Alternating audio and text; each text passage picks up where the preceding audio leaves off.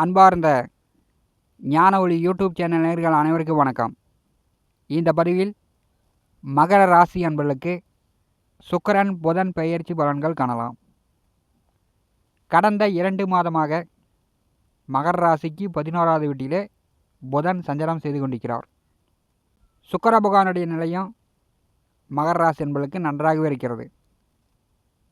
சுக்கிர பகவான் கோச்சாரத்தில் 6, 7, 10ஆம் வீடுகளில் வரும்போது மட்டும்தான் சுக்கிர பகவான் மூலம் கஷ்டங்களும் கவலைகளும் உடலில் நோய் நொடி தொந்தரவுகளும் வரும்.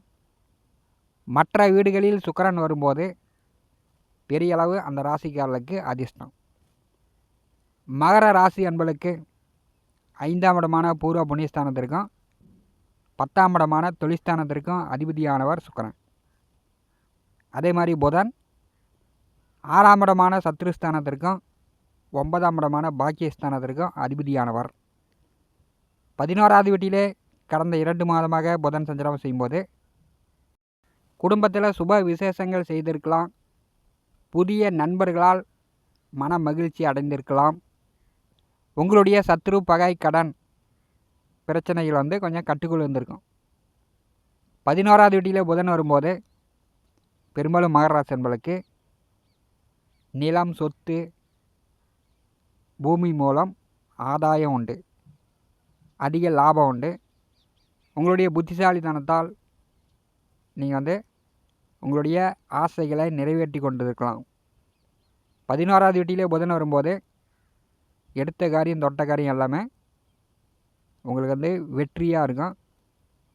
லாப நோக்குடன் செயல்பட்ட காரியங்கள் லாபங்களை கொடுத்துருக்கும். ரிஷப ராசிக்கும் துலா ராசிக்கும் அதிபதியானவர் சுக்கிரன். இவர் நவகிரகங்களில் அசுர குரு, கலத்தரக்காரகன். தற்போது தென்மேற்கு வானில் சூரியன் அஸ்தமனத்துக்கு பிறகு நடு உச்சி வானிலிருந்து கொஞ்சம் கீழே சாய்வான கோணத்தில் சுக்கிரனை தரிசனம் செய்யலாம். சுய ஒளி கிரகம் சுக்கிரன். புதனை எல்லோரும் பார்க்க முடியாது. கடலோரத்தில் இருப்பவர்கள் சூரிய உதயத்துக்கு பிறகு புதனை தரிசனம் செய்யலாம். வாக்கிய கணித பஞ்சாங்கப்படி டிசம்பர் மாதம் 30/12/2024 அன்று மகர ராசியிலிருந்து கும்பராசிக்கு சுக்கிரன் பெயர்ச்சி ஆகிறார். தமிழோடபடி குரோதி வருஷம் மார்கழி மாதம் 15ஆம் தேதி திங்கட்கிழமை முதல் தை மாதம் 15ஆம் தேதி செவ்வாய்க்கிழமை வரை ஒரு 30 நாட்களுக்கு ஆட்சி பெற்ற சனியுடன் சுக்கிரன் கூட்டு சேர்ந்து சஞ்சாரம் செய்ய போகிறார். ஜனவரி மாதம் 1/1/2025 அன்று விருச்சிக ராசியிலிருந்து தனுசு ராசிக்கு புதன் பெயர்ச்சி ஆகிறார். 19/1/2025 அன்று மகர ராசிக்கு புதன் பெயர்ச்சி ஆவார். ஒரு 18 நாட்கள் தனுசு ராசியிலே புதன் சஞ்சாரம் செய்கிறார். சுக்கிரன் புதன் பெயர்ச்சியின் மூலம் மகர ராசி என்பதற்கு எந்த மாதிரியான பலாபலன்கள் நடக்கும் என்பதை இந்த பதிவில் காணலாம். நம்முடைய ஞான ஒளி யூடியூப் சேனலை பார்த்து கொண்டிருக்கக்கூடிய அன்பர்கள், இதுவரை சப்ஸ்கிரைப் செய்த அன்பர்கள் மறக்காமல் நம்முடைய சேனலை சப்ஸ்கிரைப் செய்து கூடவே இருக்கின்ற ஆல் பட்டன் அழுத்திங்க. நன்றி. மகர ராசிக்கு சுக்கிரன் ஜென்ம ராசியில் இருப்பதும் தனம், வாக்கு, குடும்பஸ்தானமான 2வது வீட்டிலே சனியுடன் கூட்டு சேர்வதும் உங்களுக்கு பெரும்பாலும் ஆதாயம் உண்டு, பண வரத்து உண்டு. ஒரு ஆண்டு காலத்திற்கு பிறகு சனியுடன் சுக்கிரன் கூட்டு சேரும்போது உங்களுடைய குடும்ப உள் விவகார ரகசியங்களை வெளியில் யாரிடமும் பேசாமல் இருப்பது நல்லது. கோச்சாரத்திலே 2ஆம் வீட்டிற்கு சுக்கிரன் வரும்போது உங்களுடைய பணம், செல்வாக்கு உங்களுக்கு உயரும். கண்டிப்பாக விவசாயம் முதல் விஞ்ஞானம் வரை அனைத்து தொழில் வேலையும் இந்த காலகட்டத்தில் உங்களுக்கு விறுவிறுன்னு நல்ல வருமானத்தை கொடுக்கும். குடும்பத்தில் பேசாமல் இருப்பவர்கள், கோச்சிக்கிட்டு வீட்டை விட்டு வெளியில் போனவர்கள் இந்த காலகட்டத்தில் குடும்பத்துக்கு வருவாங்க. கணவன் மனைவிக்குள் நல்ல அந்நியம் பிரியம், கலத்தர சுகம் உண்டு. குடும்ப நபர்கள் எல்லோரும் மன மகிழ்ச்சியாக இருக்கலாம். திருமணத்திற்கு வரன் பார்த்து கொண்டிருப்பவர்கள் இந்த காலகட்டத்தில் வரன் செட் ஆகும். குடும்பத்தில் சுப நிகழ்வுகள் நடக்கும். திருமணம் செய்து ஓரிரு வருட காலம் புத்திர பாக்கியம் உள்ளவர்களுக்கு புத்திர பாக்கியம் உண்டு. புத்திரஸ்தானாதிபதி ராசி அதிபதி சனியுடன் சுக்கிரன் கூட்டணி சேர்ந்து 2ஆம் வீட்டிலே சஞ்சாரம் செய்யும்போது குழந்தை பாக்கியம் உண்டு. பூர்வீக சொத்துக்களால் வழக்கு வில்லங்கம் ஏதாவது சட்ட சிக்கல் இருந்துச்சுன்னா அல்லது பங்காளிகளிடம் ஏதாவது பிரச்சனை இருந்துச்சுன்னா இந்த காலகட்டத்தில் தீர்வதற்கான வாய்ப்புகள் உண்டு. உடல்நிலை நன்றாக இருக்கும். ஏதாவது நோய் நொடி தொந்தரவு மருத்துவ செலவு இருந்துச்சுன்னா இந்த காலகட்டத்தில் குறையும். பெரிய மனிதர்களுடைய அரசியலில் இருக்கக்கூடியவர்கள் பணக்காரர்களுடைய நட்பு இந்த காலகட்டத்தில் மகர ராசி என்பதற்கு கிடைக்கும். இதை நீங்கள் பயன்படுத்தி கொள்ளலாம். சுக்கிரன் சனி கூட்டணி சேரும்போது எந்த அளவு கஷ்டப்பட்டு உழைக்கிறீங்களோ உங்கள் வேலை தொழில் நல்ல முன்னேற்ற வளர்ச்சி காணும். அதற்குண்டான பண வரவு உண்டு. சினிமா, நடிப்பு, பாடல், கலைத்துறைக்கு முயற்சி செய்யக்கூடியவர்கள் இந்த காலகட்டத்தில் முயற்சி செய்யலாம்.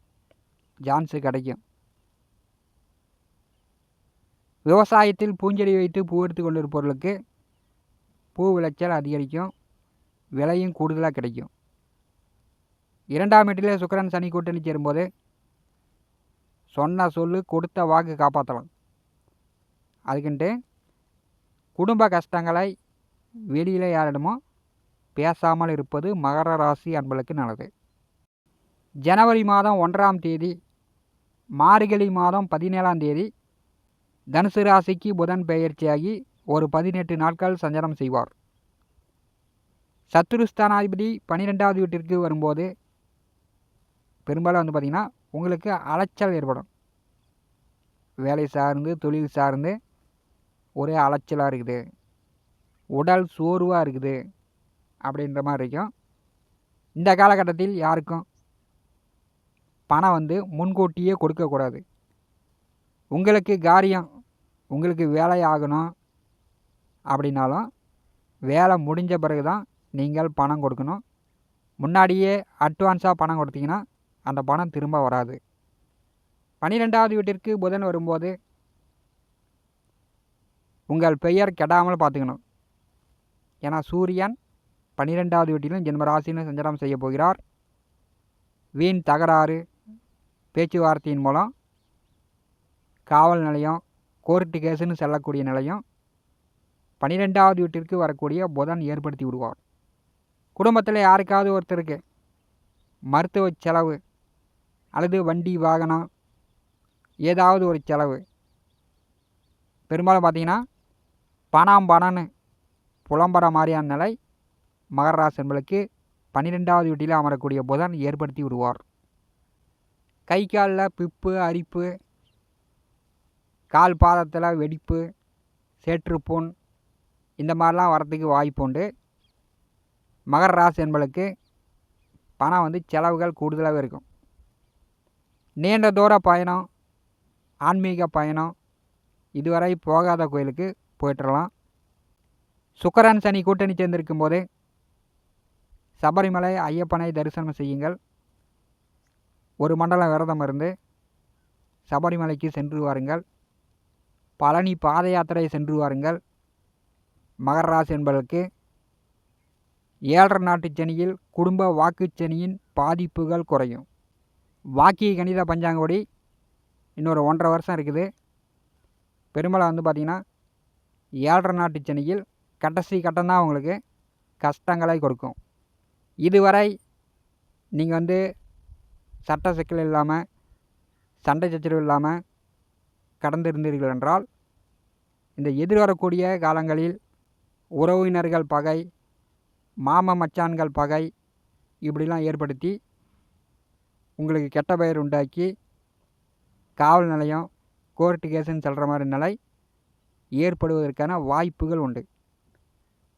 18 நாட்கள் 12ஆவது வீட்டிலே புதன் பிறகு ஜென்ம ராசிக்கு வரப்போகிறார்.